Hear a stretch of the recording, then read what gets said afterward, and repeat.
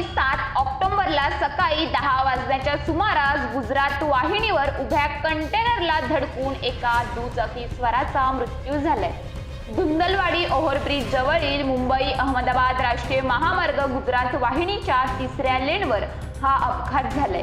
मिळालेली माहिती अशी की कंटेनर क्रमांक DD 01N 9126 या क्रमांकाचा कंटेनर चालक मोहम्मद वकील मोहम्मद अली शेख 26 वर्षीय यांनी वाहतुकीच्या नियमांकडे दुर्लक्ष करून हयगईने सुरक्षितेची कोणतीही उपाययोजना न करता आपल्या ताब्यातील कंटेनर हा बंद अवस्थेत राष्ट्रीय महामार्ग गुजरातकडे जाणाऱ्या 3ऱ्या वाहिनीवर कोणताही इशारा, ब्रेक लाईट, पार्किंग लाईट किंवा अडथळा उभा न करता असुरक्षितरित्या उभा करून ठेवल्याने पाठीमागून येणाऱ्या मोटरसायकल क्रमांक MH 48 AJ 8367 ही येऊन ठोकल्यामुळे अपघात झाला।